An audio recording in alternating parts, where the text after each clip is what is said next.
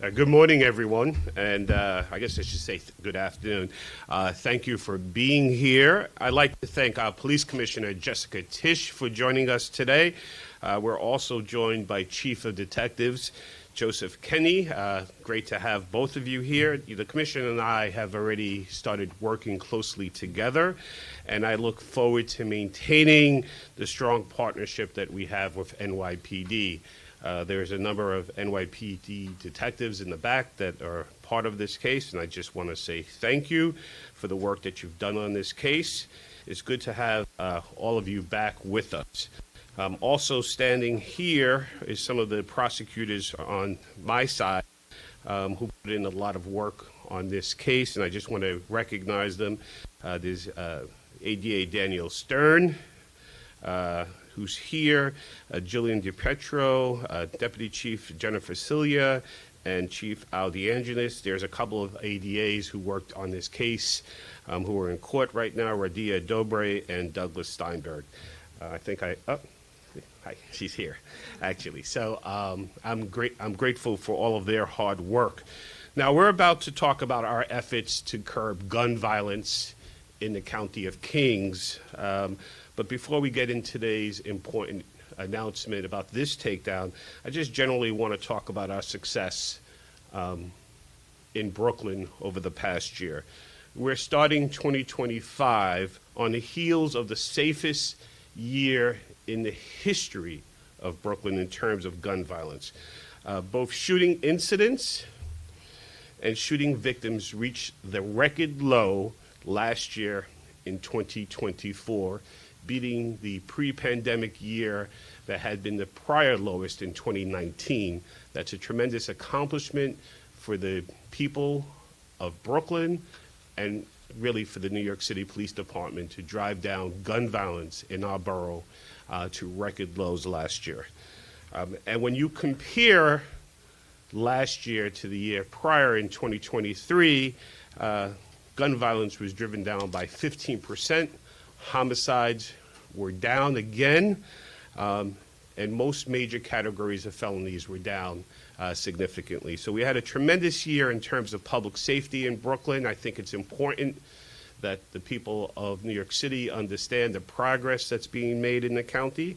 And as we are now in the second month of 2025, January was a very strong year, and I know the police commissioner will talk a little bit about the progress made so far this year as well. But shootings are down by 50% so far in the month, the first few weeks of January, and shootings are down by double digits as well. So we're doing really wonderfully. This decrease in gun violence, and really a steady decrease since 2020. If you look at the graphs, you can see a steady downward trend. Represents a tremendously significant accomplishment in terms of public safety. And again, I just want to say thank you to the women and men of the police department who are out there driving down the violence. It's part of a strategy that this district attorney's office has worked with the NYPD to focus our resources on the drivers of violence. We understand that there's really a small handful of people in every part of our borough who are the shooters and the real significant drivers of violence. And if we can identify them and target those individuals, we can see tremendous decreases in gun violence. And that's what we've been doing. This is a comprehensive approach to the problem, and it's been working. Now, gang takedowns like the one we announced today are a part of the solution. This is the 17th gang takedown since I've been the elected district attorney. These takedowns are significant because they target the shooters and those directly responsible to the violence. This is not a takedown of gang members for the sake of taking down or dismantling gang operations. These are takedowns that are specifically designed to hold those accountable who are driving the violence in our communities. When we take the right people off the street, which we do with these cases, we see a direct correlation between the number of shootings that take place in those communities. They go down. Not only do we prevent these shootings from happening, but we also prevent the retaliations that will follow from these shootings. So this is what I've been calling a peace dividend for our city and for our borough, and that's what we've accomplished with these gang takedowns. However, today's takedown is also a reminder that there's still a lot of work to do. As you're about to see, there are too many folks, too many members of our community who still have to live under the constant fear and threat of gang and gun violence. Today, we are unsealing a 129-count indictment against 14 alleged members of the 59 Brim and Bloodhound Brim Street Gang. You can see their images on the screen. These are two affiliated groups of Bloods, and they operate primarily in the Sheepshead Bay area of Brooklyn and Coney Island area of Brooklyn. But as you will see during the course of this presentation, they also terrorize other parts of South Brooklyn. This long-term investigation solved one homicide, but it also resulted in charges in 19 other shootings, 7 of which were non-fatal shooting incidents, and 4 of whom were simply innocent bystanders. One, for example, was just walking his dogs when he was shot. We recovered many guns during the investigation. These are some of them before you on the table. There are others. We believe there were over 39 weapons used during the commission of these 19 incidents that we're about to talk about today. I want to point out an important piece here. We don't just simply sit back and wait till we can bring this gang takedown before we take police action and have these folks arrested and indicted by the prosecutors. As soon as we're able to meet the requirements of the law and have a sufficient evidence, they will be arrested and prosecuted.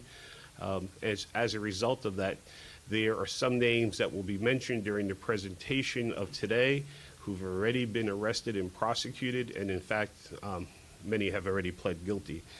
So the work continues, but these long-term investigations allow us to solve additional shootings and bring additional gang members to justice. There's a map on the screen.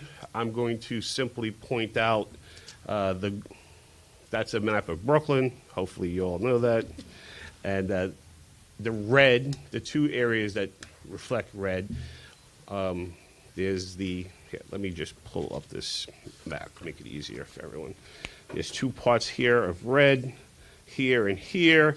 That's where these blood affiliated crews work. Sheepshead Bay over here and Coney Island here. On the top here in East Flatbush is a gray area. That is an area where a rival gang, the Folk Nation, operate. And over here, next to Coney Island and Seagate, there's going to be a pink and blue box, and that is where some of the other rivals called G-Way exist. And as you can see, it's a broad area. These gangs, in particular the Brims, are battling a lot of different rivals. But after a shooting, unfortunately, a homicide that took place in April of 2021, there was a young man, 17 years old, an alleged Bloodhound Brim member called Devontae Lewis. He was shot, as many of you may remember, leaving his charter high school in the Midwood section of Brooklyn. He was only 17 years old. After his homicide, things really started to pick up, and this investigation starts to look at what started that homicide and all of the retaliation that kind of flowed from that. Now, we've already indicted the men involved in the killing of Devontae Lewis. That indictment is pending, but but this investigation really flows as a result of his killing and all the retaliation that takes place after that. When I mentioned the bottom part of the map, you can see right in the center of the red where the Bloods operate, there's a blue square. And that address is 2926 West 25th Street. It's important because that is, unfortunately, for the people who live in that building, that's considered to be the sort of home base for a gang called G-Way. It's in the middle of an area controlled by the Brims, and that building, as such, is under the constant attack because it's in the middle of rival gang territory. There are going to be 3 incidents that we're going to cover during the course of this presentation where that apartment building was shot up. As you could imagine, if you live in that apartment building or you're a visitor to that apartment building, you're under constant threat. There were 3 shootings that took place in or about that apartment building in less than 4 months that we're going to cover. And in many of these occasions, the residents and tenants and visitors were forced to duck for cover. We'll show you some of that. And in fact, I'll go to the first video right now. I'll set the scene. We're looking down 25th Street from Mermaid. There's a deli there. And in the green circle, there is the intended target. Now, he's going to the building. And as he's starting to go there, he realizes that he's being stalked by 2 men who start to chase him. He starts to run for his life. He enters the lobby of the building. You'll see when he gets inside the lobby of the building, it's packed. There are people waiting for the elevator. There's a man in a sort of a mechanized wheelchair. There's people all in the lobby. And as he's running towards the building, 2 shooters start to shoot. We allege that one of those shooters is a guy named Logan Cador. I'm sorry, I'm going to take that back. We allege that one of the shooters is a guy named Omotosho, and the other guy is a guy named Reggie Scott, who's already pled guilty to this shooting. Let's watch the video. All right, he's walking, he starts to run. Now you're going to see 2 people come up to the sidewalk on the right-hand side of the screen. On my right hand, your left hand, possibly. There you go. They're shooting right now as he's running into the lobby. There's the lobby. There are people waiting for the elevator. There's the man in the wheelchair. And if you look at the left-hand window for a quick second, you're going to see a bullet pierce it as he runs through the lobby. There, right there. Everyone scatters, hits the floor, running for their lives. Mayhem. It's terrible. Watching the video again, he realizes they're after him. He starts to make it to the lobby. You can see the shooters there.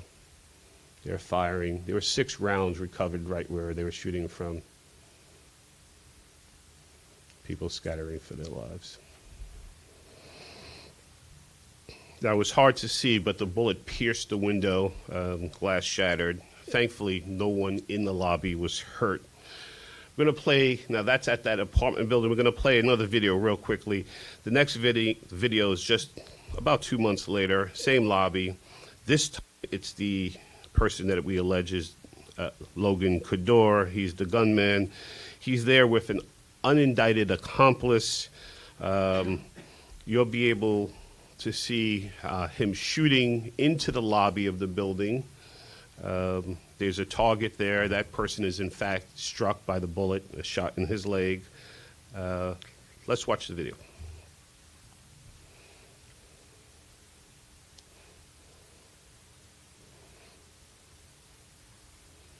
All right, you can see the 2 men coming. The man in the yellow will run in towards the lobby. You can see he is now firing a handgun. There's a gun in his hand. You can see it. He's shooting, and he runs, and we, at this point, believe he passes off the gun to his accomplice, and they both run. The victim in that case was, in fact, shot, same lobby, same building. Let's look at the third video. Now, to me, this is the most disturbing video for a lot of reasons. One is they're in their building. They know that this building has video. They're aware that they're under surveillance. You will see that during this, they will keep their heads down. They have their hoodies covering them so that they can't be identified. At least they think they can't be identified. They will do everything in their possibility to conceal their identity. In fact, as you see them sort of getting ready to engage in this shooting, they're putting on masks. And I think it's just terrible that this is the situation that they find themselves in, that they're just masking up to commit a shooting. Here, we allege that it's Antoine Favorite and another guy named Hakeem Welsh. Hakeem has already pled guilty, in fact, to this incident. Two of the men in that video are not yet identified. Now, you'll see them leave the building. They're all masked up. As soon as they get outside, there's a group of rival members shooting a Instagram live recording. And I think that's probably what motivated them to leave, to go outside to confront them. They will start to come out. All four of these men start to shoot. They start to shoot at the people across the street.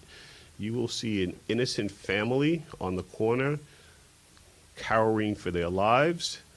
And then at some point, the group that's being shot at will flee, but one of them will then get a gun and return fire. That person, in fact, shoots 6 times back at this group. This group has shot, we believe, at least 40 times. This is right there by the boardwalk in Coney Island. Let's play the video. So they're masking up. They're getting ready now. You see how they keep their heads down. They know that there's video there. They know there's video everywhere. They come out the building.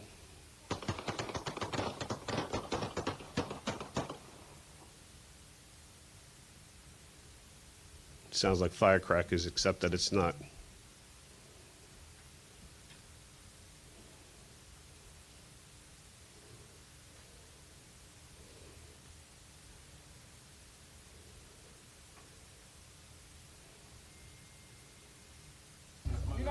That's the men making the Instagram live video. That's the family on the corner. No, that's not.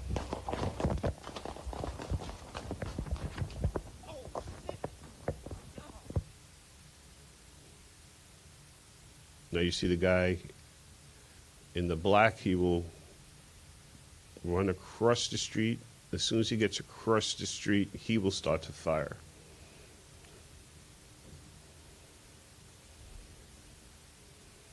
There he comes, and now he is shooting. By the way, that man was also identified and apprehended and has also already pled guilty as well.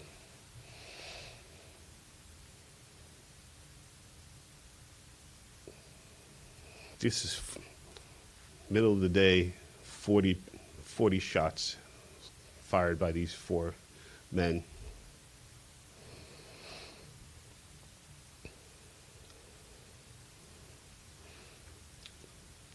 Now, this is outrageous, and there's words cannot, articulate how angry this makes me, that they would, in the middle of the day, shoot up a street corner near Coney Island like this. But what's outrageous is the next day they're texting. This is a group text with some of the members that were part of that shooting and other members of that crew, and they're commenting on the shooting. And one of the crew members says, it's a bad drill. Now, a drill is often slang, gang terminology for a shooting against a rival, and they say it's a bad drill. And the person that we allege, Antoine Favorite, says, how was it a bad drill? He's asking, like, how was it a bad drill? We chased, they shot at their rivals. He says, because nobody got hit. Respectfully, that's the only reason. Kador, who's one of our defendants, says, nah, not even. And he goes, other than that, y'all did what y'all was supposed to do. Just nobody hit. There's more commentary. People were loving that he said, y'all did what you're supposed to do. But then it says, somebody supposed to be critical. Gangsters, it was 4 of y'all. We just got to hit our targets. That's all, baby. We're out there throwing. So if there's any thoughts that this is not exactly the type of premeditated behavior that we must take down, it's clear here. They're out there to hurt and possibly kill their rivals at any moment. The offense was they were in rival territory doing an Instagram live video. So this is one of the most disturbing of this investigation. There were a lot. I want to take a moment to focus in on the homicide that was solved as part of this investigation. Of course, it was a high-profile homicide when it happened because the man who was killed was a prominent drill rapper. His name was Jamel Nicholson. He was a member of Folk, and he was dating a woman who lived in the Nostrand Sheepshead Bay houses, which is Brim's territory. So he is a member of a rival gang dating a woman in Blood's territory. The woman also happened to be the ex-girlfriend of one of the defendants, in this case, Jordan Thomas. And apparently the girlfriend and Jordan Thomas had some communications with each other that same day. At some point, Nicholson was involved in a disagreement with Thomas. And as they're getting ready to leave the girlfriend's house, it's about 5 p.m., 2 masked men who we've been able to identify, and we allege to Sean Ware and Ron Thomas, see them leaving the building, begin to follow them, and then start to shoot them. Nicholson was killed. He was fatally shot in the chest. His girlfriend was struck multiple times, and she spent weeks and weeks and weeks in the hospital in critical condition. Let's watch this video for a second.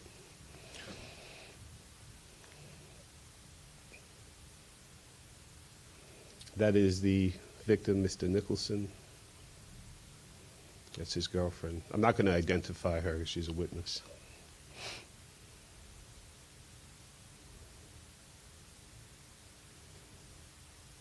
And at the same time, these are the 2 shooters. They're coming out the other part of the building. The buildings are adjacent. So as they come out this side, when they make that left,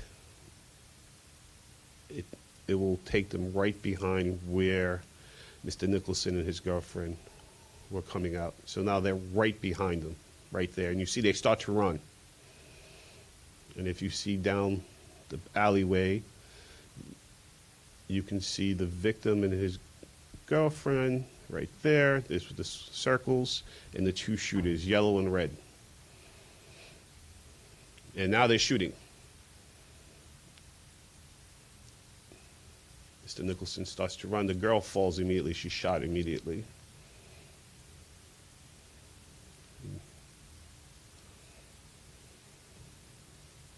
There you go. You can see the gun in his hand. You can actually see shots right there. Mr. Nicholson falls and he's shot in the chest. And he passes.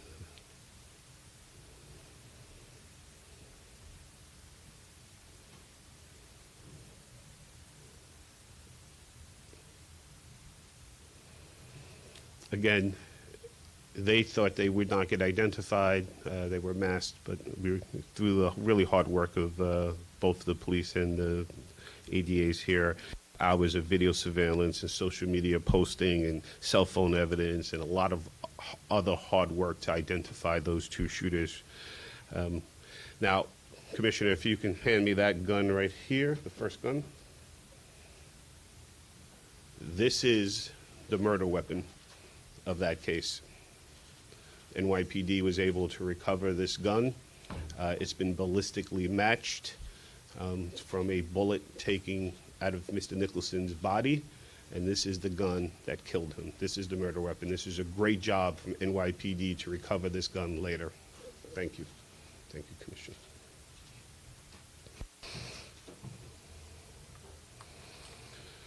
I'm going to just do one last video, and then I'm going to turn it over to the police commissioner. And the reason we're going to show you this video is just to show you that these gangs are a menace not only to the communities that they're part of, but that how they spread their terror. This happens in Bay Ridge. Now, what's happening in Bay Ridge is that there's a sneaker drop. A lot of young people call themselves sneakerheads, and whenever there's a sneaker drop, people will come from wherever to wait online to be able to win the opportunity to purchase a pair of sneakers. So there's a sneaker drop happening that day. There's a lot of people lining up to get sneakers. The person that we allege is Amatosho again, with two other folk members, is coming to the sneaker drop, and they realize that there's a folk rival, a guy nicknamed BC, waiting to buy sneakers. Let's see what happens when they realize that he's there. There they come. You can see it's ID quality video. You can see who they are. They leave. They see that he's in there. They actually said, there he is. You have to hear it, but now they're just shooting. We skipped a piece, but he gets into the car, and now they're just shooting right into the car.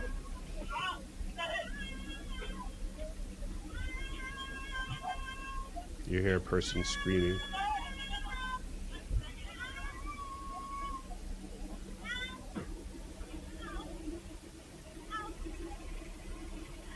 We stopped the video quickly because she's bleeding. It's a woman who was shot there. There's another, two people were shot in this incident, by the way. She's bleeding profusely. Luckily for her, there was a military EMT who was able to put on a tourniquet and save her life. Again, she was an innocent woman, shot in the leg. Another innocent bystander was shot. Complete mayhem and terror. You know, we refuse to normalize this behavior, and we're going to make sure with this indictment we seek to hold these men accountable. No one in our city deserves to live under these conditions. And if you've noticed, these were not shootings that took place in the middle of the night. These were not shootings that were in isolated incidents. And these were in open public, often in the middle of the day. These are the most brazen and most dangerous men that we're looking to hold accountable today. So I want to thank the police commissioner and her team for helping us make this case today. New York City and Brooklyn will be safer because these men are off the street. And we commit ourselves to doing more of these long-term investigations with NYPD. When we do these cases, we see immediate results. The neighborhoods that these men are removed from will see a reduction in shooting violence, and we will, in fact, have that peace dividend. I'm going to let turn it over to the police commissioner, and then we'll take questions, but I just ask that the questions be on topic. Thank you.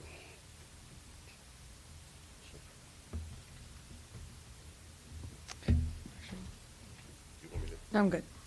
Good afternoon, everyone. Just last week, we stood in Queens to announce the takedown of 10 Tren de Aragua gang members. And now we're here in Brooklyn, announcing the removal of 12 members of 2 other dangerous gangs off our streets, and we're hot on the trail of 2 other people, the 5'9" Brims and the Bloodhound Brims. The message to those who engage in gun violence is clear. If you pull a trigger in New York City, the NYPD will find you. We will arrest you, and you will face justice. This 2-year investigation, dubbed Operation Baywatch, is the latest result of that relentless pursuit. The NYPD's Gun Violence Suppression Division, working closely with the Brooklyn District Attorney's Office, dismantled a violent gang responsible for 19 shootings, which killed 1 and injured 9 more, including 4 innocent bystanders. It's part of an ongoing war between rival street gangs based primarily in Sheepshead Bay and Coney Island, a war that has terrorized Brooklyn neighborhoods for years. Let me highlight one incident that you saw in the earlier videos, which took place near the Coney Island Boardwalk on Memorial Day weekend in 2022. At a time when families were out enjoying the start of summer, 3 shooters unleashed 20 rounds in broad daylight. On video, you can see the chaos unfold, including a couple diving to shield their 9-year-old from bullets. These violent criminals showed zero regard for human life. And in many of these cases, they aren't first-time offenders. Several of the defendants are shooting recidivists, people who've already proven they're willing to pick up a gun and pull the trigger again and again.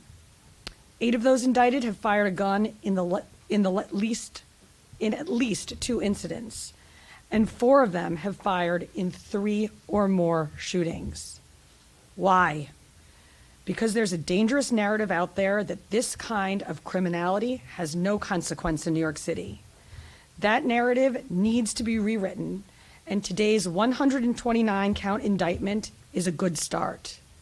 These 14 defendants may have thought they were untouchable, but they were never beyond the reach of the NYPD.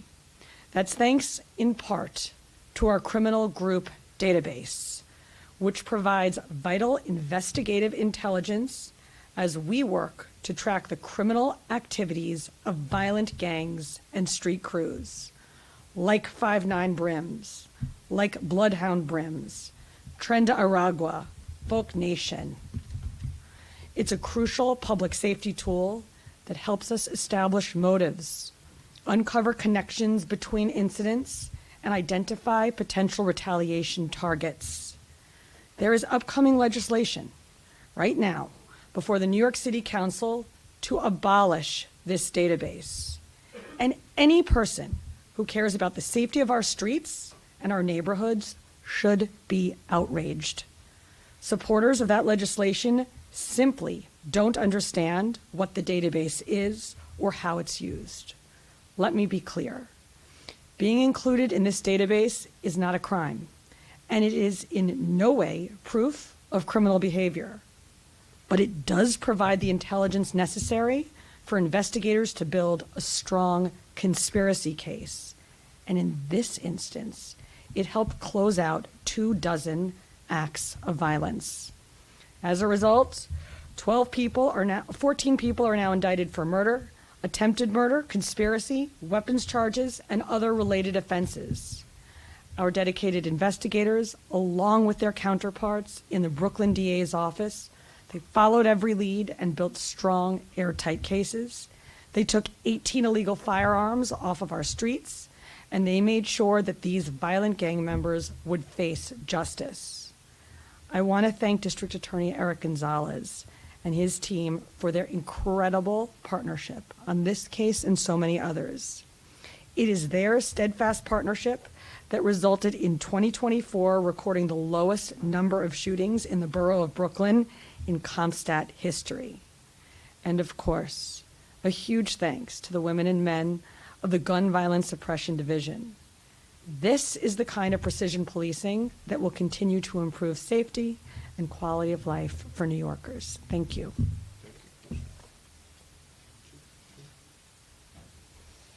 Any questions? Sure. So the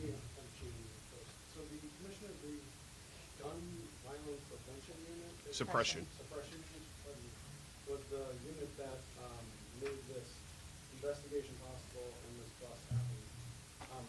Do we have a gang? Does Brooklyn have a gang unit? This is all Yes. gang related, right? It's all gang violence.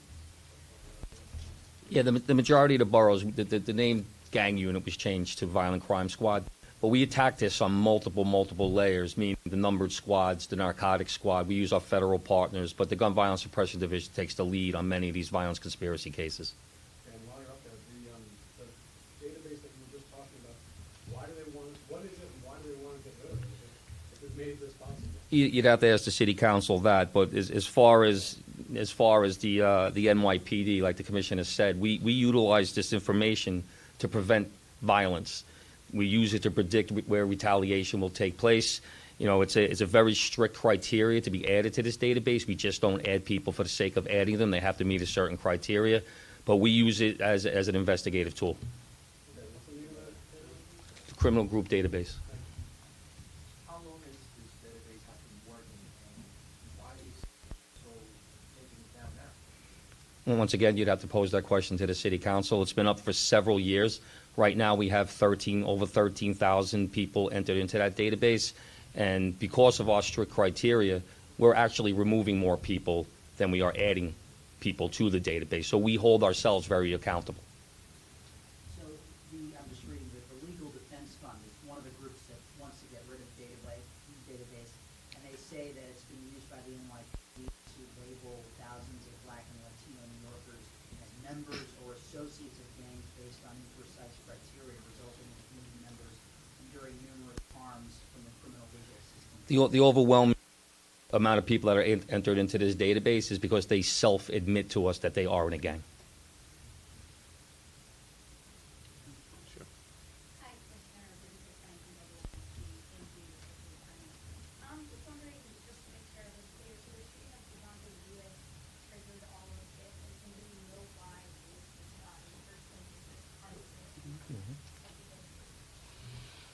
It really spiked the violence. They were already rivals, but it really spiked the 17-year-old Devontae Lewis was killed by a rival group. The people who were charged on for his homicide were members of folk, and so we believe that really sparked the rivalry. And the reason for that is there's a lot of social media posting and other conversations that they were doing this to retribution for him.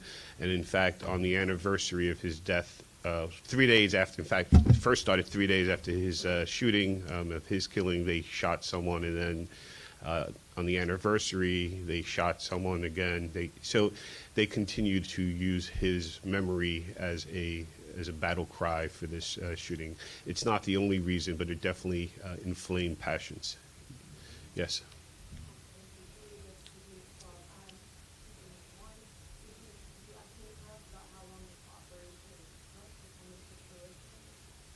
It started in February of 2021 to October of 2024.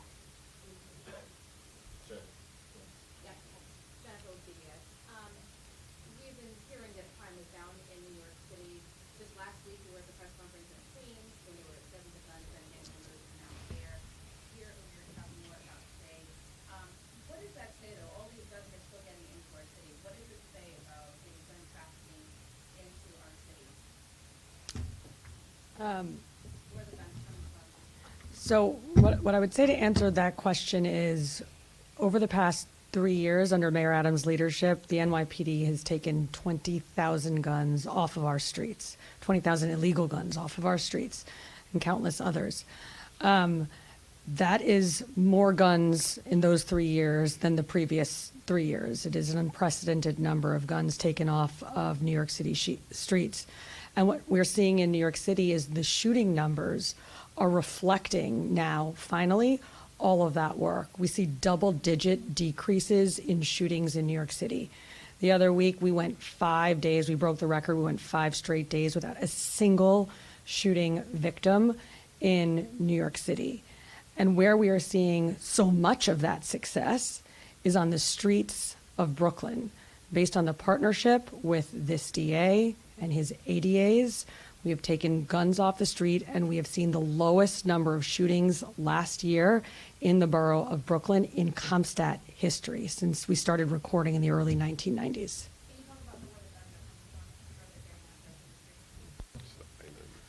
Yeah, as historically, they come from down south. As we know, there are no gun manufacturers in the state of New York, so these guns are obviously coming from down south. Recently, we've seen a little bit of an influx of guns coming from the Midwest that are a result of burglaries from residences and things of that nature. But it's the same as it's been for the last 25 years. The guns are coming from down south up by 95. I'm John and two quick questions. One is a follow-up question. Devontae Haynes. At the time, I understand the suspect may arrested. 17, yeah. What's the status of the prosecution? Indictments are pending in the youth part. And the other question is, you mentioned that the victim in the shooting was a co-rapper. Can you go into more detail about that? Nicholson. Melly G's was becoming a Jamel Nicholson. Melly G's was his name. He was a folk gang member. He was under the Cho umbrella, and he was starting to make waves in the music industry. Your name and rank. My name is Craig Edelman, commanding officer of the Gun Violence Suppression Division.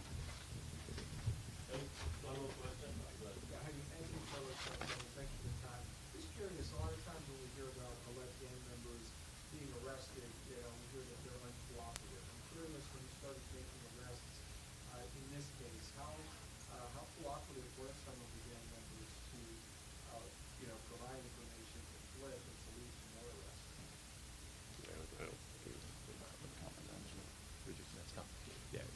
Just at this point, we're just doing the arraignments today. We're not going to comment on witnesses' participation in the process. We have to always make sure that we protect our witnesses. We'll take one more question. Yes, in the back.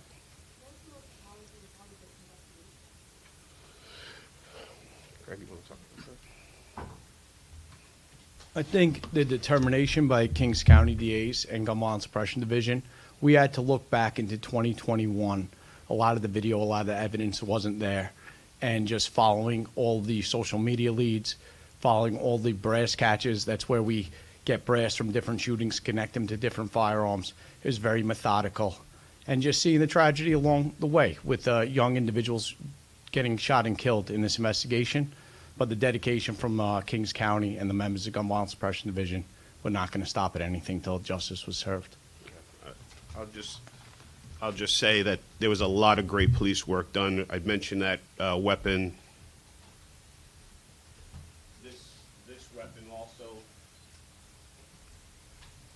This weapon also was recovered. This was also one of the guns used. This was the one where the person we allege, Logan Cador, shot inside the lobby and shot the guy in the leg. This was the gun recovered. In that case, you saw this apparently being handed off. It appeared to be handed off to the unindicted co-conspirator. There's a lot of great work in this case. Putting these cases together takes a lot of time. Much of it is around social media and other subpoenas and other work to get those text messages, to do things. So a lot of great work. Kudos to NYPD and to the Brooklyn DA staff who put this together. Brooklyn will be safer. Thank you, everyone.